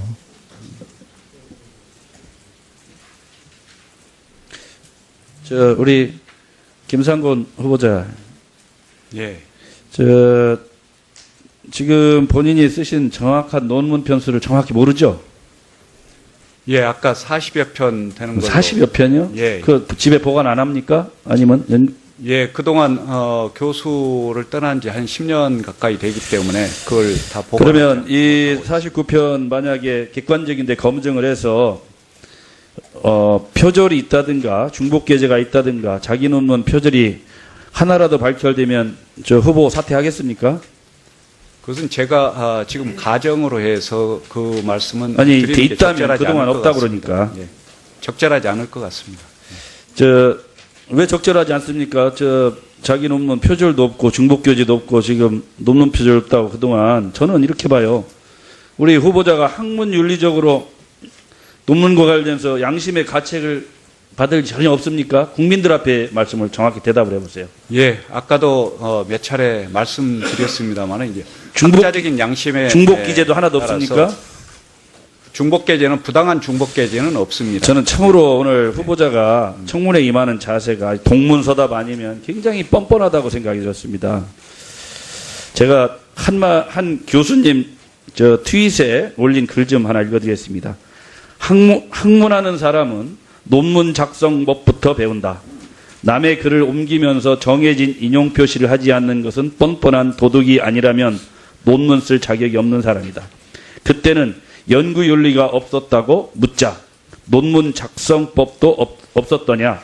인용 표기법도 없었더냐? 표절의 정의는 간단합니다. 다른 사람이 글을 인용해 인용 표기를 하지 않음으로써 자기가 직접 쓴 것 같은 외형을 취하는 게 표절입니다. 인용 방법을 몰랐다면 학위를 받을 자격이 없는 것이고 고의로 그랬다면 대놓고 도덕질한 것입니다. 왕상한 서강대 법학전문대학 교수께서 트윗에 올린 글입니다. 우리 이 후보자에게 정확히 맞는 말입니다. 저는 그래서 이 후보자가 이 학자적 양심을 저는 포기했다고 보고요. 전형적인 교육계의 적폐라고 봅니다. 그래서 교육계 수장하기에는 아주 부적절하고 교육개혁, 교육혁신을 하기 위해는 영이 서지 않을 것 같습니다. 그래서 저는 문재인 대통령이 미국에서 귀국하시기 전에 스스로 용단을 내려서 사퇴하는 것이 맞고 그렇지 않으면 문재인 정부에 큰 부담이 돼요. 문재인 정부의 국민의 불신이 높아질 것 같습니다. 저는 다시 한번 사퇴를 촉구합니다. 누구도 신뢰할 수 없는 그런 절차에 의해서 만들어지는 그런 검증의 결과에 대해서 대한민국의 헌법기관인 국회에서 그토록 많은 신뢰를 부여할 필요가 있을 것인지, 오늘도 학위 논문에 몇 군데라는 통계까지 나오면서 의혹을 제기하고 있습니다만은, 과연 그것이 그 어떤 학술단체로부터 또는 그 어떤 학자로부터 검증받은 결과인지 의심스럽다 하지 않을 수가 없습니다.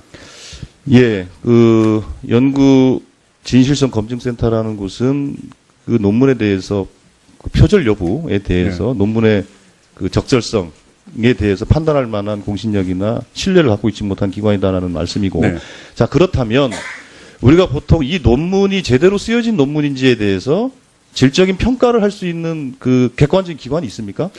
사실 그 표절에 관해서 세계적으로 많은 논의들을 하고 있는데요. 거의 대부분의 표절에 관한 판정의 절차들은 그러니까 당의 대학이라든지 또는 학술단체라든지 적어도 학술의 영역에 몸담고 있는 사람들이 학술에 관한 사회적인 신뢰를 얻는 제도적인 틀 속에서 그 표절 여부에 대한 검증을 하고 그 결과를 발표합니다.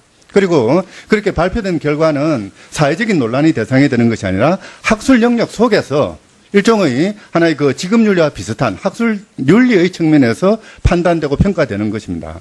근데 이번 그 검증센터 같은 경우에는 그것을 그러니까 학술의 영역에 머물러 있어야 되는 그런 부분을 사회적인 어떤 그 정치적인 이슈화하고 그걸 바탕으로 해서 정쟁의 도구로 삼는 것이 참 아쉬운 점입니다. 예, 그런 점에서 오늘 이제 증인으로 신청이 됐지만 뭐 출석하지 않았던 김병준 전 부총리가 불출석 사유서를 제출하면서 냈던 그 얘기가 저는 좀 인상이 깊습니다. 이렇게 얘기를 합니다. 표절 문제가 좀 더 무겁고 신중하게 다뤄졌으면 합니다. 너무 쉽게 의혹이 제기되고 너무 쉽게 정치적 공방이 이루어집니다. 이래서는 안 됩니다. 창작을 하는 분들과 학자에게는 거의 죽음과 같은 일입니다. 그만큼 신중하게 전문적 판단을 바탕으로 다루어져야 합니다. 자, 이런 측면에서 지금 연구 이름도 참 어려워요. 진실성 검증센터의 그 분석과 서울대 위원회의 분석이 있습니다. 자, 그러면 이 서로 상반되는 분석 결과를 우리가 놓고서 그럼 어떤 결과를 우리가 신뢰해야 될 것인가? 당연히 서울대 결과를 신뢰해야 되죠. 물론 서울대에서 학위를 줬기 때문에 자기 식구 뭐 감싸기를 하는 거다 이렇게 얘기하지만 그거는 우리나라 최고의 대학인 서울대학교를 저는 폄하하는 거라 생각하고 있습니다. 혹시 서울대의 그 진실성위원회의 그 판단 결과에 알고 계십니까? 네. 예, 그 내용에 대해서 어떻게 생각하십니까? 사실 조금 전에 의원님께서도 말씀하셨습니다만은 제가 정말 그 학자로서 좀 뭐 자괴감에 빠져 있는 부분이기도 한데요. 그러니까 한 개인이 지적한 그것도 아무런 공신력이 없는 그 자의적인 기준에 의해서 지적한 그런 부분에 대해서는 수없이 많은 신뢰를 보내면서 적어도 우리나라의 어떤 학술 제도의 가장 정점에 있는 서울대학교 연구진실성위원회의 판정 결과에 대해서는 너무나 쉽게 부정하는 오늘의 이 회의의 모습을 보면서 과연 우리의 학술 제도라는 게 무슨 의미가 있는가? 이 학자로서 왜 존재하고 있어야 되는가 하는 그런 회의감을 느낄 정도였습니다. 어떻게 보면은 한 개인은 얼마든지 의혹을 제기할 수 있고 또 거기에 대해서 이의를 제기할 수도 있습니다. 그러나 이런 것들을 제대로 아우르고 공적으로 판단을 하고 그에 대해서 사회적인 평가의 중심을 만들어줘야 되는 것은 그러니까 그 학술의 가장 큰 책임을 가지고 있는 당의 대학이라든지 학술단체여야 되거든요.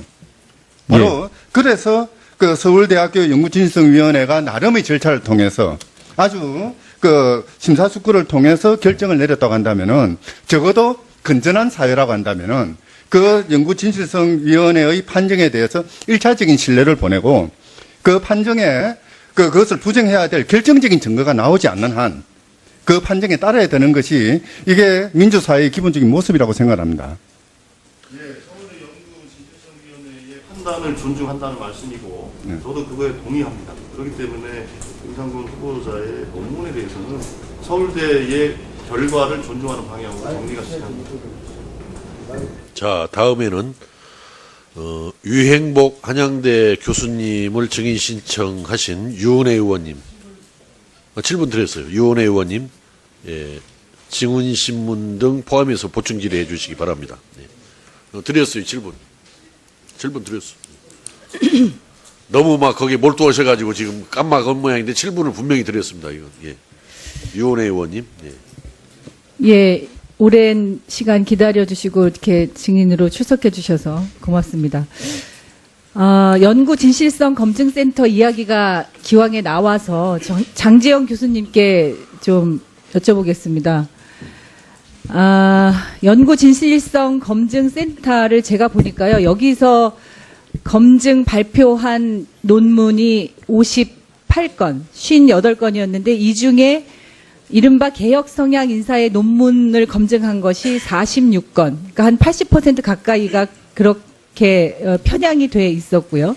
그리고 앞서 논문 표절 등의 문제로 낙마 못했기 때문에 후보자께 질의를 드리겠습니다. 여러 우려 중에 하나가 이제 이념 편향적인 거 아니냐, 안보관에 문제가 있는 게 아니냐, 이런 우려들을 제기를 해주셨는데, 후보자께서는 자본주의 시장경제 체제를 부정하십니까? 그렇지 않습니다. 예. 우리 헌법에 명시되어 있는, 그리고 헌법 정신이나 각 헌법 조문을 준수하실 거죠? 예, 당연히 그렇습니다. 네. 예. 우려이나 흥미 동맹이나 이런 거에 관련해서는 부정하십니까? 지금도?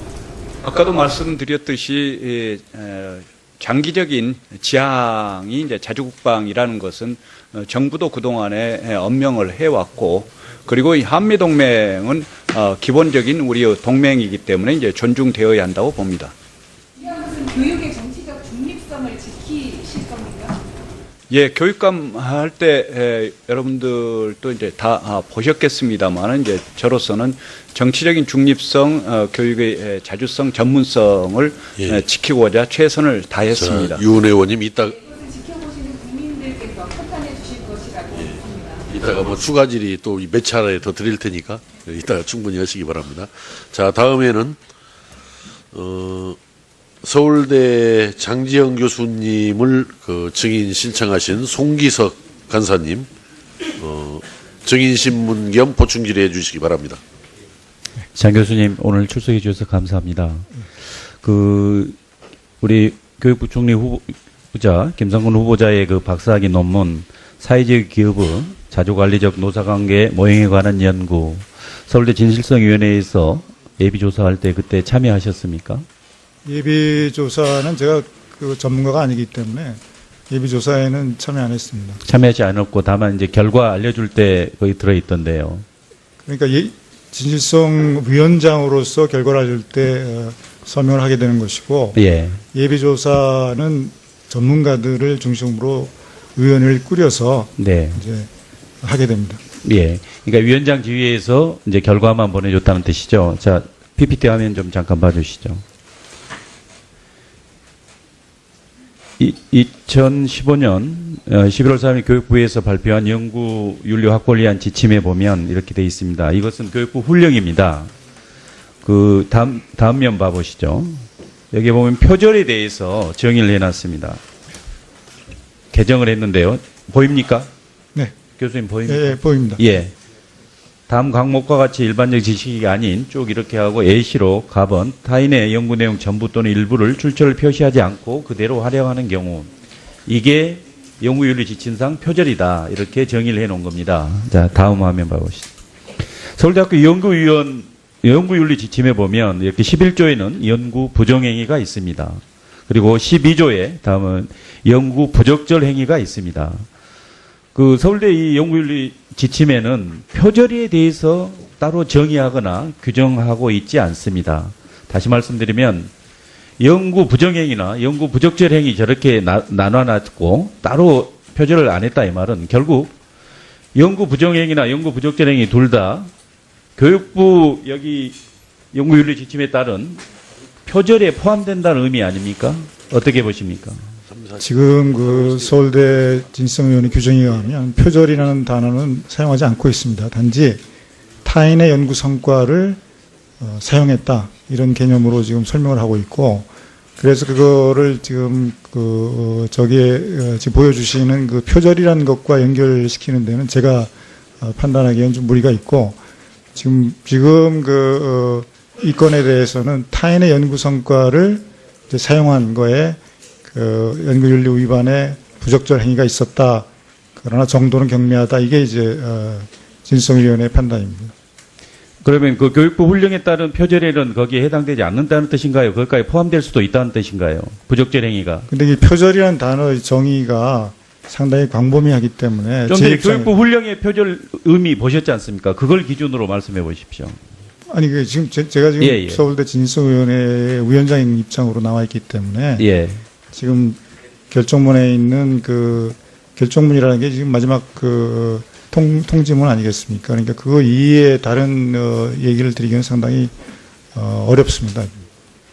그러나 타인의 연구 성과를 그 연구윤리 지침에 보면은 타인의 연구 성과를 어떻게 사용했느냐 그런 거에 자세한 그런 그 구분이 되어 있습니다. 서울대 진실성위원회에서 석사 논문에 대해서 이렇게 연구 부정행위인지 부적절행인지 이렇게 심사한 적이 있습니까? 없습니다. 없습니까? 2006년 이전에 석사 논문 한번 검증했던 거로 자료가 제출돼 있는데요. 그러니까 장관 후보자에 대한 것이 아니고 예, 다른 분이라도. 물론 교원인 경우에 할 수 있고 또 공익상 중대하다고 판단할 때는 할 수 있습니다. 그게 조국 현 민정수석의 논문 아닙니까? 그렇게 알고 있습니다. 자, 진실성위원회 규정 3조 3항을 보면 공익상 중대한 영향을 미치거나 연구 진실성 확보를 위하여 중요한 사안이라고 위원회가 인정하면 조사를 개시할 수 있게 이렇게 돼 있죠. 맞습니다. 그러면 이제 다시 우리 김상곤 후보자의 석사 논문이 다시 표절 여부에 대해서 다시 논란의 중심에 서 있습니다. 서울 가도록 하겠습니다만은 아까 정회 중에 그 각 당 간사님들 간의 협의를 한 결과 후보자께서 퇴장하지 않으시고 후보자와 함께 우리 증인들이 한 자리에서 보충 질의를 진행하면서 증인 신문도 병행하도록 이렇게 협의가 됐습니다. 그래서 일단은 우리 증인 확인하는 절차를 먼저 가진 다음에 그 회의 진행 방식에 대해서는 제가 따로 여러 위원님들께 말씀을 드리고자 합니다. 증인의 신분은 전문위원실에서 미리 확인을 하였으므로 간단한 본인 확인만 하도록 하겠습니다.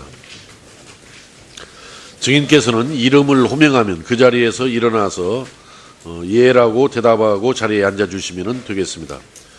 먼저 증인 위행복 한양대학교 중국학과 교수님 예, 참석하셨습니다. 예, 감사합니다.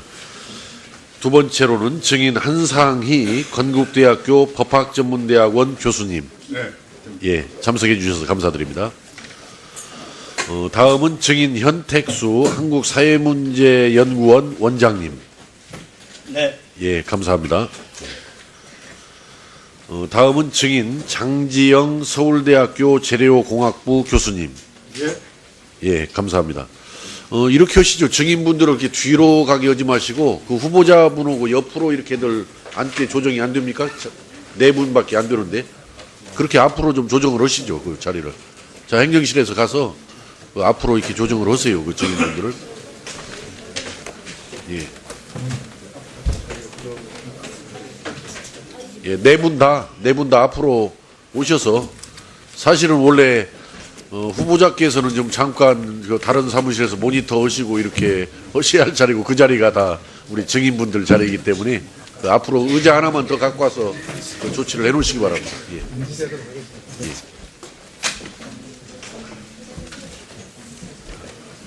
의자를 하나 더 마련했어요. 바로. 예.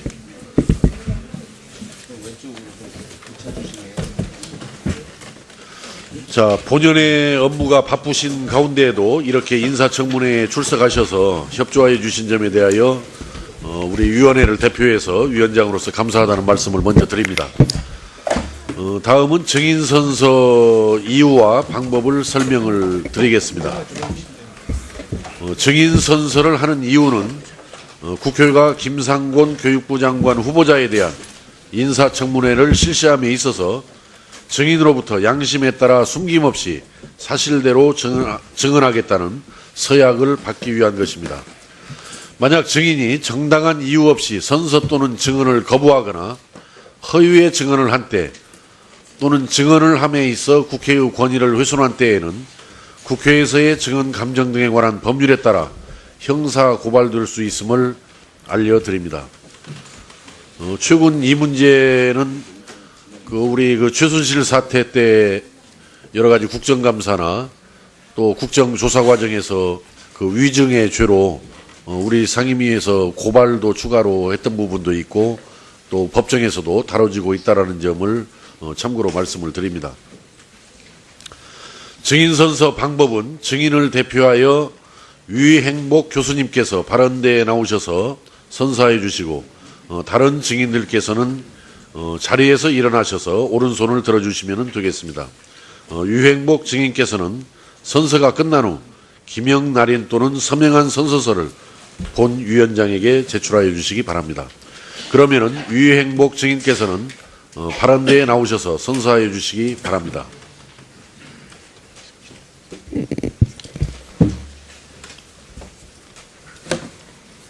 증인선서. 본인은 국회가 실시하는 김상곤 부총리 겸 교육부 장관 후보자의 인사청문회에서 증언을 함에 있어서 국회에서의 증언 감정 등에 관한 법률 제7조 규정에 의하여 양심에 따라 숨김과 보탬이 없이 사실 그대로 말하고 만일 진술이나 서면 답변에 거짓이 있으면 위증의벌을 받기로 맹세합니다. 2017년 6월 29일 한양대학교 유행복.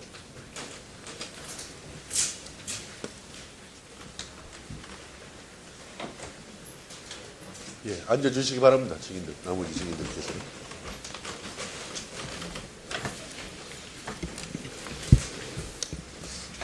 오래 기다리셨고,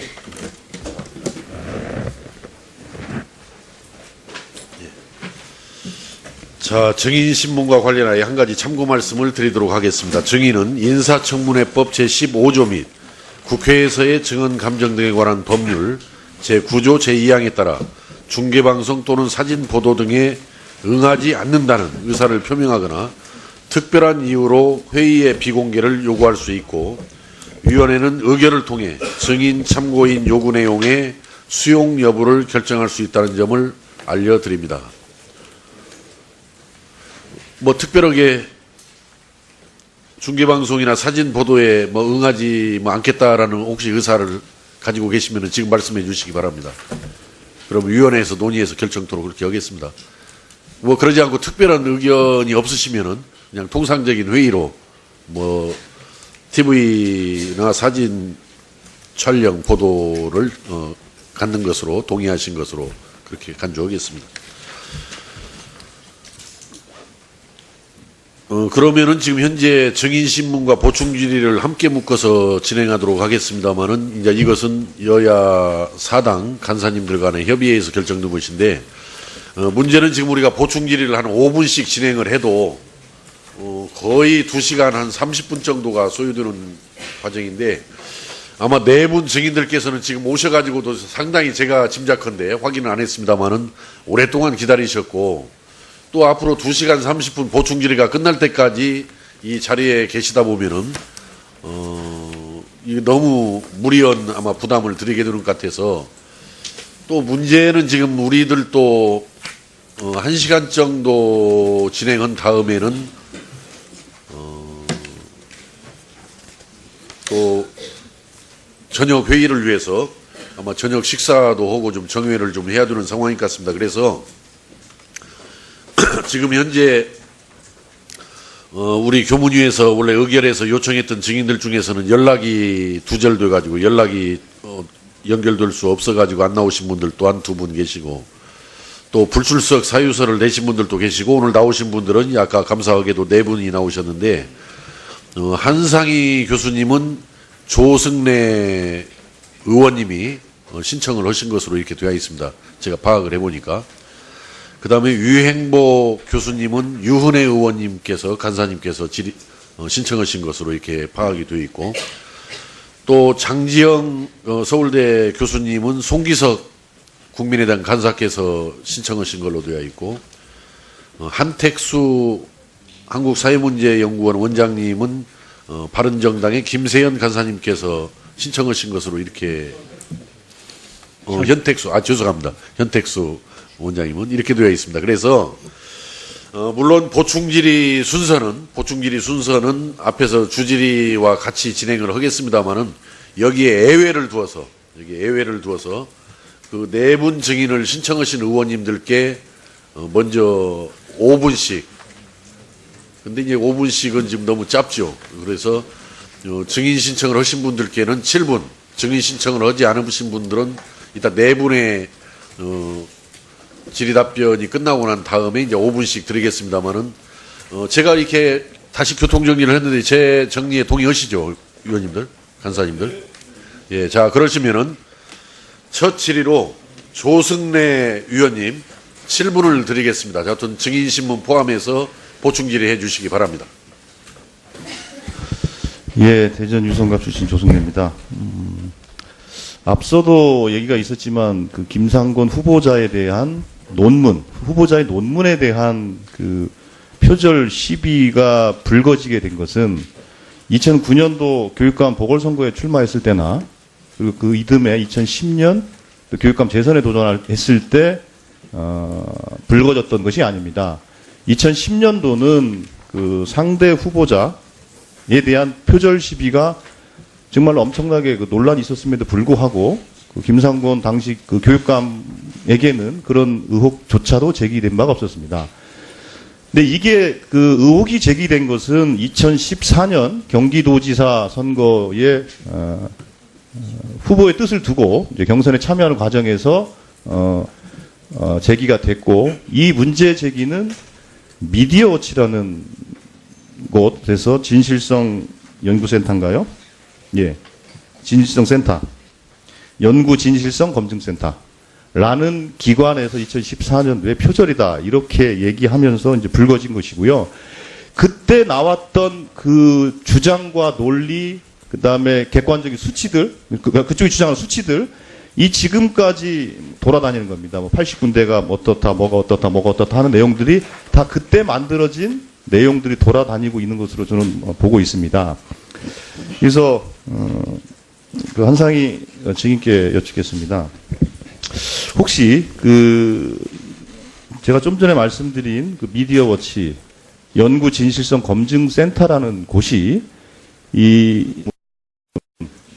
논문에 대한 검증 기관으로서 그 신뢰성과 공신력을 갖고 있는 기관인지 혹시 잘 알고 계신지 여기에 대해서 좀 말씀해 주시겠습니까?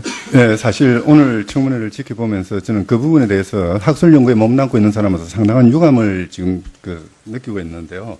사실 지금 이야기되고 있는 연구진실성 검증센터는 어느 학술 단체로부터도 그 검증의 방법론이라든지 또는 검증의 절차라든지 또는 검증 과정에 있어서의 어떤 학술적인 진정성의 그 확보, 이런 부분에 대해서 판단받은 바도 없고 신뢰를 얻고 있는 바도 없습니다. 단순히 사적인 개인의 어떠한 그 조직에 불과한 것이고, 또 경우에 따라서는 그 개인의 어떤 개인적인 정치적인 이해관계나 입장에 따라서 그 자의적으로 그 연구 대상을 선정하고 그에 따라서 판정을 해서 공표를 하는 뭐 그런 기관이 되다 보니까 과연 한 개인의 자의적인 선택에 불과한, 그리고 자의적인 그 검증 방법. 한 김명수 교육부 장관 후보자의 논문에는 문제가 없다 이렇게 주장을 한 센터였더라고요. 그래서 굉장히 이게 어떤 편향적인 그리고 자의적인 필요성에 의해서 이렇게 논문을 표적 검증하고 그것을 악용하는 것이 아닌가 이런 의심을 지울 수가 없는데요.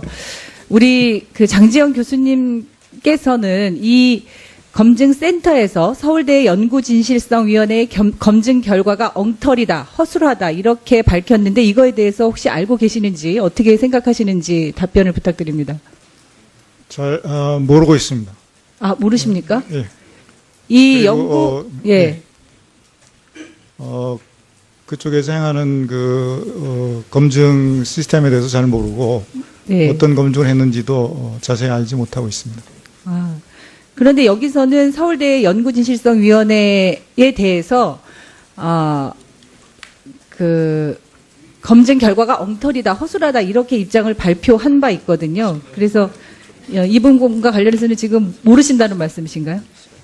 그러면 앞서 우리 그 답변해 주셨던 우리 한상희 교수님 답변처럼 지금 이 논문 표절과 관련해서 그 신뢰성 있게 그 어떤 기관에서 이런 것들을 검증할 수 있다고 판단하십니까? 그리고 서울대 박사학위의 논문의 경우에는 서울대 연구진실성위원회에서 그 논문 표절과 관련해서 검증하게 되어 있는데 그 부분과 관련해서 좀 말씀해 주시죠.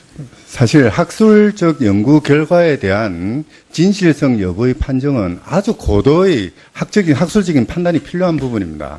그것이 단순히 표현 방법이 일치하느냐 안 하느냐, 그렇지 않으면 따옴표를 붙였느냐 안 붙였느냐 이 문제가 아니라 그 논문의 전체적인 맥락 속에서 독창성이 어느 정도 부여되었는가, 또는 그 어떻게 보면은 그 거짓말을 얼마나 했는가 이런 것들을 학적인 관점에서 판단이 돼야 되는데 이 연구진실성 검증센터에서 하는 방법은 제가 알기로는 단순히 표현의 일치 여부만 판단하고 그 외 나머지 학술적인 부분에서의 독창성의 문제라든지 전체의 맥락 속에서의 의미의 문제라든지 또는 이제 표절과 관련해서 항상 이야기하는 어떤 일반적인 개념의 문제나 역사적인 사실의 문제 이런 것들을 검증할 수 있는 그 어떤 기준도 제시하지 않았고 더더욱 기준도 없다 보니까 그 기준에 대한 각 학문 영역의 검증조차도 받지 않았습니다. 그러다 보니까 거의 대부분 자의적인 그때그때 편의에 따라서 판단이 되는 그런 잘못된 그 현상을 야기하고 있는 것이죠. 예, 그런 공신력을 담보할 수 없는 기관에 의해서 검증되었다는 네. 내용을 지금 이렇게 여러 의원님들이 거기에 의견을 근거로 해서 문제를 지적하시는 것이 타당성이 없어 보인다는 이제 그런 말씀이신데 네. 위행복 교수님께 그러면 이어서 이 논문의 중복 게재나 자기 표절과 관련해서는 학계에서는 어떤 입장이신가요? 중복 게재, 네. 네, 중복 게재 문제는 역사적으로 상당히 분명한 일입니다.